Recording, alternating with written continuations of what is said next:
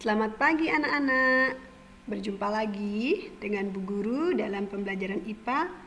Nah, baik anak-anak, untuk kegiatan pembelajaran kita kali ini, kita sudah masuk ke tema kita yang ketiga dengan materi yang kita akan bahas, yaitu adalah pencernaan pada hewan rumenansia.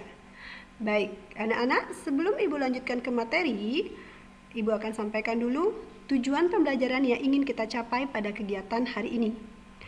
Nah, adapun tujuan pembelajaran yang ingin kita capai, yang pertama, siswa mampu mendeskripsikan struktur alat-alat pencernaan pada hewan ruminansia.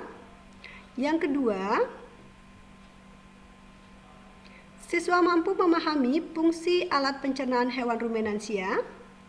Yang ketiga, siswa mampu memahami proses pencernaan makanan hewan ruminansia.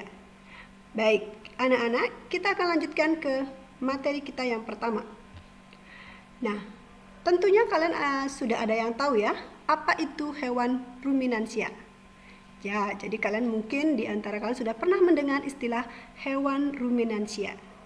Nah, hewan ruminansia itu merupakan sekelompok hewan mamalia yang biasanya memamah makanannya sebanyak 2 kali. Nah, di mana hewan ruminansia ini juga sering disebut sebagai hewan memamah biak. Jadi biasanya hewan-hewan ini itu makanannya adalah berupa rumput atau dedaunan yang hijau. Baik, anak-anak, apa saja ya hewan-hewan yang tergolong pada hewan ruminansia tersebut? Nah, kalian perhatikan gambar di samping. Jadi, yang tergolong pada hewan ruminansia itu contohnya ada kerbau, ada kambing, domba, kijang, dan rusa. Nah, itu merupakan contoh-contoh dari hewan ruminansia. Baik, sebelum kita ke sistem organ pada hewan ruminansia, kita akan lanjut dulu pada struktur khusus dalam sistem pencernaan hewan ruminansia. Apa saja ya struktur khusus yang dimiliki oleh hewan ruminansia tersebut. Jadi, dalam sistem pencernaannya, hewan ruminansia itu memiliki beberapa keunikan. Di antaranya, yang pertama, gigi seri untuk menjepit makanan berupa tumbuhan. Nah, yang kedua, memiliki gigi geraham belakang yang bentuk datar dan lebar. Yang ketiga, rahang dapat bergerak menyamping. Itu tujuannya untuk menggiling dan menggilas makanan.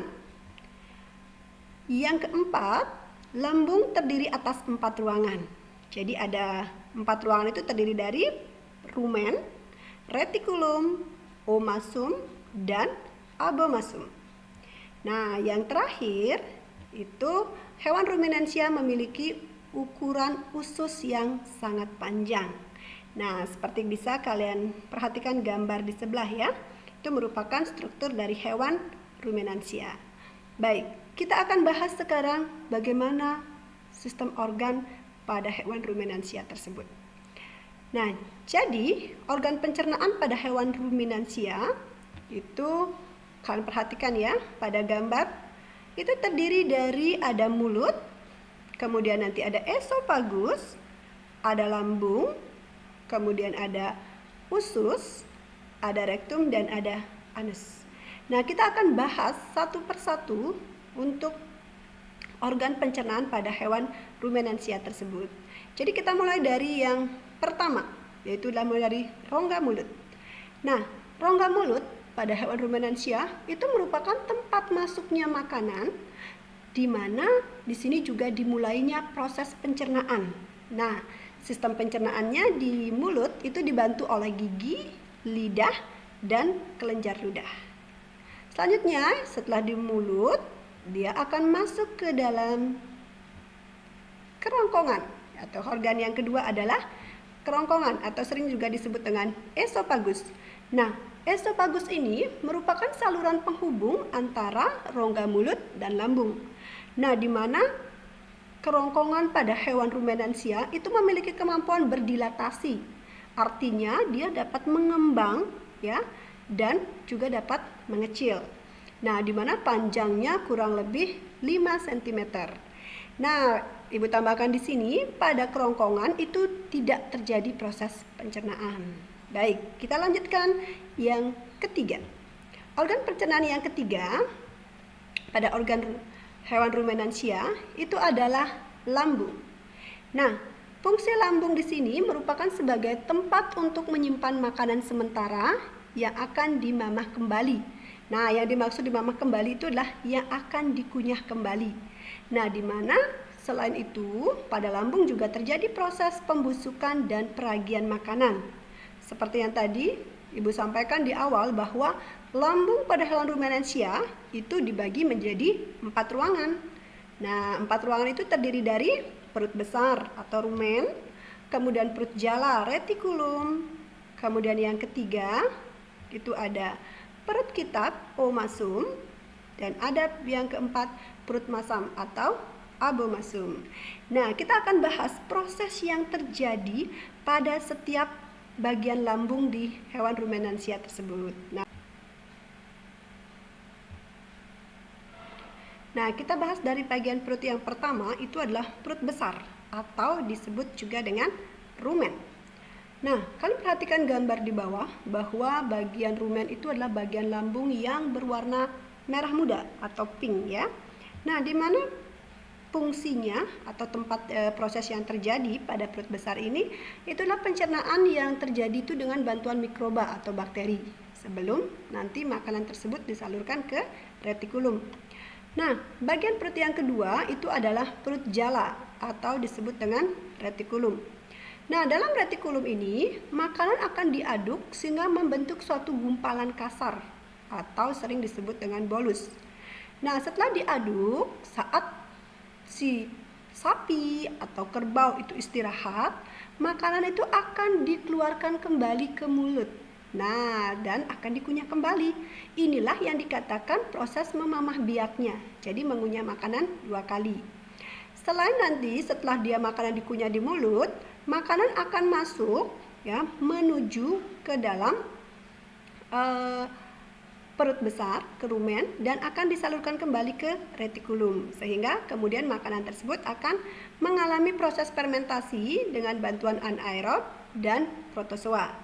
Nah, selain proses itu juga terjadi penyerapan atau absorpsi serta penyaringan benda-benda asing pada perut jala tersebut. Selanjutnya yang ketiga itu adalah bagian lambung yang ketiga, perut kitab atau disebut juga dengan omasum. Nah, proses yang terjadi pada perut kitab ini adalah pencernaan secara kimiawi yang dibantu oleh enzim pencernaan yang selanjutnya diteruskan ke bagian abomasum. Nah, yang keempat, bagian lambung yang keempat baru disebut dengan perut masam atau abomasum. Nah, setelah makanan tadi dicerna di omasum, makanan itu akan masuk ke dalam abomasum, di mana abomasum itu merupakan perut yang sebenarnya ya. Nah, di sini terjadilah proses pencernaan secara kimiawi yang dilakukan oleh enzim-enzim pencernaan, di mana enzim-enzim pencernaan itu dihasilkan oleh dinding lambung. Salah satu contoh enzimnya adalah enzim pepsin yang berfungsi untuk merombak protein menjadi asam amino. Nah, itulah proses yang terjadi pada keempat bagian lambung ya di dalam hewan rumenansia. Nah, setelah dicerna di lambung, makanan akan masuk ke dalam usus halus. Nah, usus halus itu yang seperti tadi disampaikan, dia memiliki ukuran panjang mencapai 40 meter ya. Jadi setelah melewati pencernaan abomasum, makanan masuk ke usus halus. Nah, kemudian di dalam usus halus, makanan akan mengalami fermentasi dan juga penyerapan ya, yaitu sari-sari makanannya akan diserap dan akan diedarkan ke seluruh tubuh hewan rumenansia dan dipergunakan sebagai sumber energinya ya. Nah, setelah di usus halus, sisa-sisa makanan ya yang tidak diserap tadi itu akan dibawa ke usus besar ya. Jadi proses apa yang terjadi di usus besar?